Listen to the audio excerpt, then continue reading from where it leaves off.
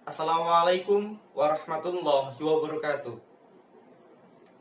Innal hamdalillah nahmaduhu wa nasta'inuhu wa nastaghfiruh wa na'udzu billahi min shururi anfusina wa min sayyiati a'malina may yahdihillahu fala mudhillalah wa may yudlil fala hadiyalah. Asyhadu an la ilaha illallah wahdahu la syarikalah wa asyhadu anna Muhammadan abduhu wa rasuluh. Allahumma shalli ala sayyidina Muhammad wa ala ali sayyidina Muhammad. Teman-teman yang berbahagia, semoga semuanya mendapatkan nikmat kesehatan, nikmat panjang umur, dan keberkahan dari Allah Subhanahu wa Ta'ala.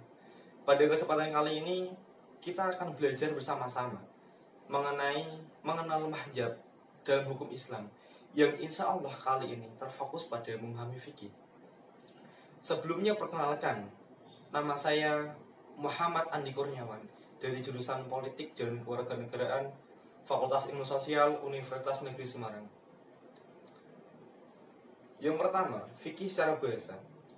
Fikih secara bahasa artinya al-fahmu, yang bisa kita artikan paham. Jadi, fikih ini yaitu pemahaman yang mendalam terhadap suatu hal. Penggunaan fikih dalam makna bahasa bisa kita jumpai juga dalam Al-Quran. Contoh saja Quran Surat Hud ayat 91. Qalu ya Syu'aibu manafqahu katsiran mimma taqul, yang artinya kaum Madian mengatakan, wahai Syu'aib, kami tidak memahami kebanyakan apa yang kamu katakan. Kalimat manafqahu artinya kami tidak faqih dan kami tidak paham.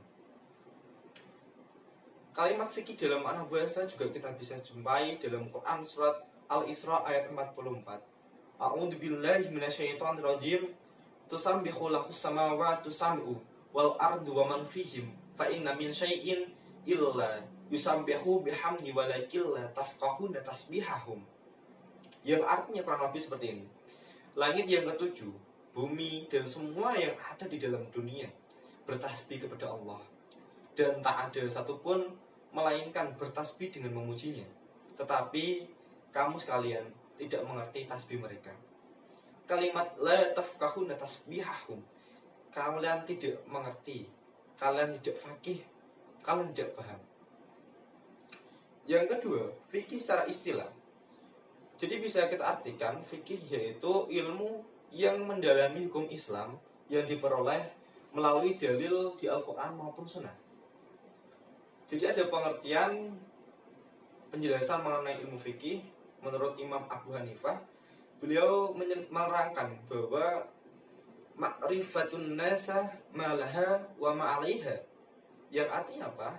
Yaitu pengenalan diri terhadap hak dan kewajibannya. Ini definisi fikih secara umum. Jadi ada beberapa catatan terkait dengan definisi dari Imam Abu Hanifah. Yang pertama yaitu ruang lingkup fikih ini sangat umum dan mencakup semua syariat Islam. Yang kedua, fikih macam ini yaitu fikih akbar, yaitu fikih yang sedikit mengkaji ataupun mengkaji seputar akidah. Yang ketiga, fikih dengan definisi ini yaitu merupakan pendapat ulama yang sejaman dengan Imam Abu Hanifah. Jadi ketika kita sudah membahas tentang definisi fikih menurut bahasa maupun istilah, fikih ini merupakan suatu cabang ilmu yang didefinisikan sebagai al-ilmu bil ahkami syar'iyyah al-alamiyah al-maktasabata min adillatiha tafsiriyah, yang artinya apa? Fikih merupakan ilmu tentang hukum syariat terkait masalah amal yang digali dari dalil-dalil secara terperinci. Selanjutnya yaitu tentang batasan ilmu fikih. Jadi ada 4 batasan ilmu fikih.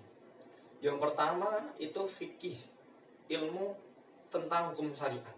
Artinya ilmu fikih adalah sesuai dengan firman Allah Subhanahu wa taala, sabda Nabi Muhammad sallallahu alaihi wasallam dan Al-Qur'an. Selain itu ataupun selain ilmu syariat itu tidak tercakup dalam ilmu fikih. Contohnya saja tentang matematika, IPA, ataupun semacamnya. Ini bukan termasuk dari ilmu fikih. Yang kedua yaitu terkait dengan masalah amal. Jadi ilmu yang tidak terkait masalah amal ini bukan ilmu fikih. Contoh saja akidah halal, ilmu hadis, atau mau semacamnya. Yang ketiga yaitu digali. Artinya apa? Ilmu fikih yaitu ilmu yang disimpulkan melalui ijtihad seseorang terhadap dalil Al-Quran dan Sunnah. Jadi ilmu fikih ini tidak datang lewat mimpi ataupun mendapatkan dari wangsit atau semacamnya, itu tidak. Jadi ilmu fikih ini disimpulkan melalui ijtihad seseorang terhadap dalil Al-Quran dan Sunnah. Yang keempat yaitu dalil-dalilnya secara terperinci, meliputi Al-Quran, Sunnah ataupun hadis, ijma' dan qiyas. Selanjutnya yaitu sasaran ilmu fikih.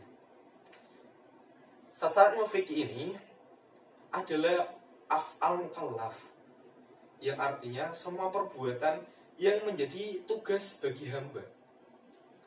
Jadi menurut ulama ada 3 kategori af'al mukallaf, yaitu ada al-ilm, al-amal, artinya amalan.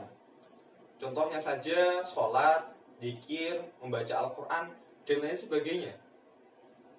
Selanjutnya juga taraktu fil amal, yaitu meninggalkan suatu amalan.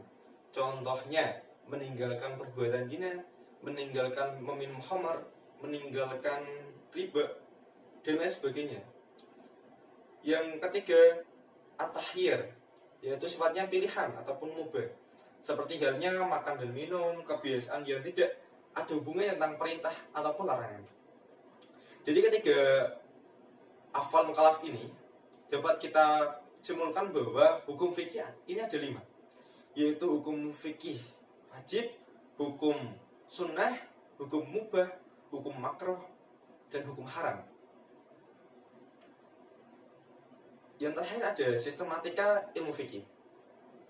Jadi ilmu fikih ini terbagi dalam 4 pokok pembahasan. Yang pertama, fikih ibadah, meliputi toharo, sholat, zakat, puasa, haji, dan jihad. Yang kedua, ada fikih muamalah, yaitu aturan dalam muamalah dan perdagangan dalam Islam. Yang ketiga ada fikih usrah, yaitu hukum terkait dengan keluarga. Yang keempat ada fikih qada dan jinayat, yaitu mengkaji masalah peradilan, kriminalitas, dan sebagainya. Mungkin hanya itu yang dapat saya sampaikan. Semoga materi kali ini dapat bermanfaat bagi saya maupun bagi teman-teman semua yang menonton. Terima kasih sebelumnya dan mohon maaf apabila ada salah kata ataupun kekurangan, karena sejatinya kelebihan hanya datangnya dari Allah SWT. Wal afu minkum, wassalamualaikum warahmatullahi wabarakatuh.